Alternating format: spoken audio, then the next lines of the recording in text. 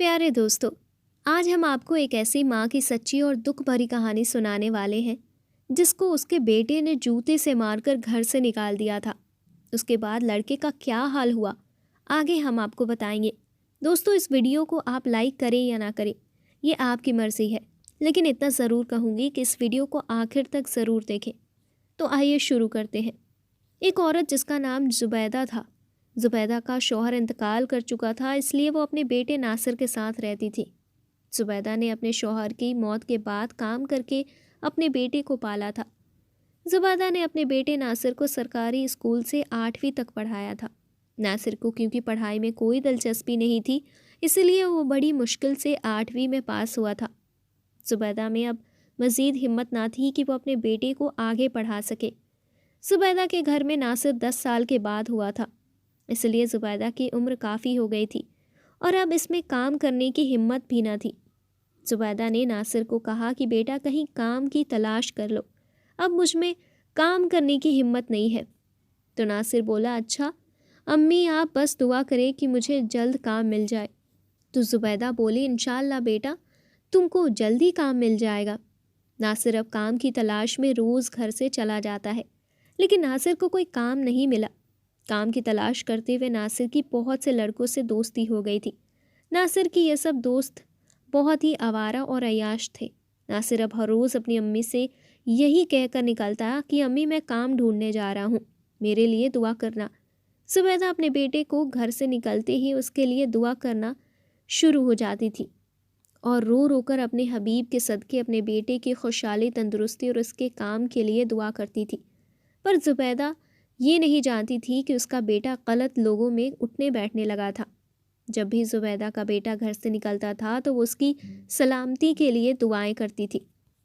एक दिन नासिर सुबह का गया हुआ था और रात हो गई थी, लेकिन नासिर घर वापस नहीं आया था। जुबैदा परेशान हो गई थी और अपने बेटे के लिए दुआएं कर रही थी और दिल ही दिल में कह रही थी कि मेरा बेटा ठीक हो और बस सही सलामत घर वापस आ जाए।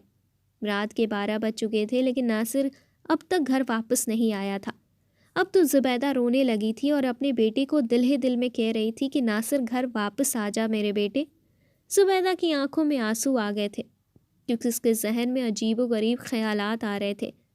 फिर आधे घंटे बाद नासिर घर वापस आया तो उसकी अम्मी बोली, नासिर, आज तुमने घर आने में इतनी देर कर दी, क्या कोई काम मिल गया था?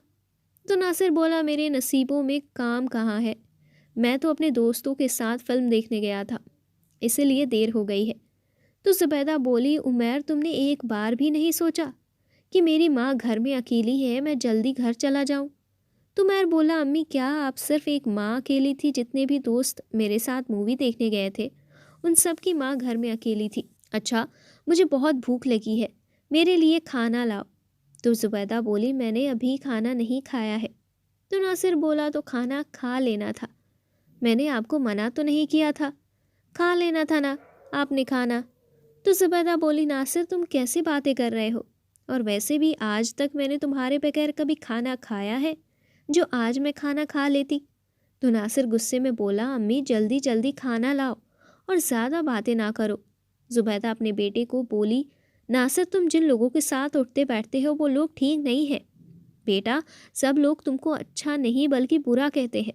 अब तो सब लोग कहने लगे हैं कि वो देखो, नासिर बदमाश की माँ जा रही है। बेटा, तेरा बाप एक शरीफ इंसान था, फिर तू क्यों ऐसा निकला है? ये गलत लोगों में बैठकर तेरी सोच भी गलत हो गई है। तो नासिर बोला, अम्मी, खाना देना है तो दो, अपना लेक्चर झाड़ना बंद करो, और गुस्से में माँ को बकने लगा। जुबैदा नासिर की बात सुनकर परेशान हो गई थी और गुस्से में बोली, वरना वरना क्या करेगा? जा, आज मैं तुझे खाना नहीं दूंगी। जब सारी रात भूखा सोएगा तो तेरी अकल ठिकाने आ जाएगी कि माँ के साथ बदतमीजी नहीं करना चाहिए। तुझे तो अपनी माँ से बात करने का भी पता नहीं, एक माँ से बात कैसे करते हैं। नासिर को अपनी मम्मी की बातें सुनकर गुस्सा आ रहा था और गुस्से की वजह से उसका चेहरा लाल हो गया था। उस नाफरमान ने अपने पाँव का एक जूता उतारा और अपनी अम्मी को मारने लगा था और मारते मारते अपनी अम्मी को घर के दरवाजे से बाहर गली में ले गया। इतने में नासिर ने एक जूता अपनी अम्मी के मुंह पर दे मारा था। मुंह पर जूता लगने से जुबैदा के दिल से एक आह निकली और दिल ही दिल में अपने रब को कह बैठी कि अल्लाह, मेरे बेटे को ऐसा सबक सिखा और ऐसी सजा दे कि सारी जिंदगी रोता रहे। फिर नासिर घर के अंदर चला गया और अंदर से जाकर दरवाज़ा बंद करके सो गया था। और जुबैदा ऐसे ही गलियों में भटकने लगी थी। आसपास के लोग जुबैदा को खाना भी देते थे, पर जुबैदा खाना न खाती थी और हर वक्त अपने रब से बातें करती रहती थी कि अल्लाह तूने ये कैसा औलाद अता की है, इससे बेहतर था कि मैं बे औलाद ही रहती। जुबैदा एक हफ्ते से भूखी प्यासी कभी कहीं तो कभी कहीं रह रही थी। एक हफ्ता भूखा प्यासा रहने की वजह से जुबैदा के जिस्म में ताकत बिल्कुल ख़त्म हो गई थी और जुबैदा इस दुनिया से कूच कर गई थी। लोगों ने ही जुबैदा का जनाजा पढ़ाया और उसे फिर दफना दिया गया। दूसरी तरफ नासिर के पाँव को न जाने क्या हो गया था कि उसके पाँव में ऐसा दर्द उठा था कि उसका पाँव ठीक होने की बजाय दिन ब दिन सूजता जा रहा था। नासिर ने मुख्तलिफ शहरों के डॉक्टरों और अस्पतालों में अपना इलाज करवाया, लेकिन किसी को यह पता न लगा कि नासिर के पाँव का क्या मसला। फिर आखिरकार डॉक्टरों ने कहा कि नासिर के पाँव की उंगलियां काटनी पड़ेगी और ऐसा ही हुआ। उंगलियां काटने के बाद नासिर ने शादी कर ली थी। शादी के अभी चंद ही दिन गुजरे थे कि फिर से नासिर का पाँव सूज गया और अब उससे कोई काम भी न होता था। वो तो उसकी बीवी जोया के घर वालों की मेहरबानी की वजह से उसके घर का खर्चा चल रहा था और वह साथ में नासिर का इलाज भी करवा रहे थे। नासिर का पाँव ठीक नहीं हुआ, अब पाँव के साथ साथ उसकी टांग भी सूज गई थी और उसी वजह से फिर उसका पाँव भी काटना पड़ा था।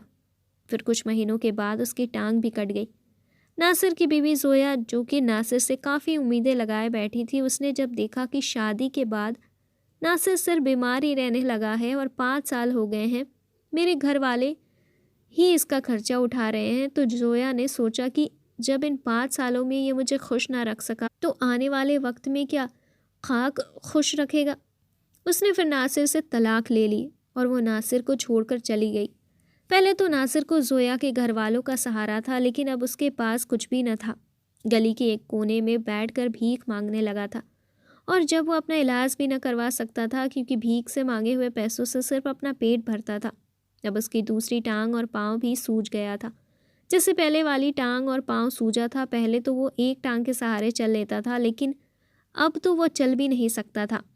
फिर आहिस्ता आहिस्ता वह सड़क पर जहाँ भीख मांगता था वहाँ पर लेट कर भीख मांगने लगा था। न जाने नासिर को कौन सी बीमारी लग गई थी जिसने उसके सारे जिस्म पर हमला कर दिया था। एक दिन एक बुजुर्ग आदमी नासिर के पास से गुजरा। उस बुजुर्ग को सब लोग सूफ़ी साहब कहते थे। नासिर उस बुजुर्ग से कहने लगा, सूफ़ी साहब, मैं अपनी गलतियों की सज़ा भुगत रहा हूँ, मेरे लिए दुआ करना कि अल्लाह मुझे माफ़ कर दे। फिर नासिर ने उस सूफ़ी साहब को अपनी सारी कहानी सुनाई थी। तो उस बुज़ुर्ग सूफ़ी ने कहा कि तुमने अपनी अम्मी के साथ जो सलूक किया है या तुम्हें उसी की सज़ा भुगत रहे हो। तो नासिर बोला कि जी सूफ़ी साहब, अल्लाह ने मुझे मेरी गलतियों की सज़ा दुनिया में ऐसी दी है तो आखिरत में मेरी सज़ा कैसी होगी। शायद नासिर का आखिरी वक्त आ गया था। फिर नासिर 5 दिन बाद इस दुनिया से रुखसत हो गया। नासिर की हालत ऐसी हो गई थी कि उससे लोगों को बदबू आती थी, इसलिए जो लोग उसे भीख देते थे वो भी दूर से ही पैसे फेंक कर चले जाते थे। और जब नासिर की लाश को लोगों ने देखा तो किसी ने भी नासिर का जनाजा ना पढ़ाया था और ना ही उसे दफनाया था। बस कौवे और चीलों ने ही उसका गोश्त खाया था। दोस्तों, ये थी नासिर की ज़िंदगी, जिसने खुद माँ को जूते मार कर दोज़ख खरीद ली थी। नासिर को ऐसी सज़ा मिली थी कि लोग उसको देखकर नसीहत हासिल कर रहे थे। इसीलिए माँ की नाफरमानी नहीं करनी चाहिए, क्योंकि अगर माँ के दिल से बद्दुआ निकल जाए तो दुनिया में ही ज़िंदगी जहन्नम बन जाती है। इसलिए हमेशा वालिदैन की खिदमत और उनकी फर्माबरदारी करनी चाहिए। अल्लाह हम सबको वालिदैन का फर्माबरदार बनाए। आमीन, अल्लाहुम्मा आमीन।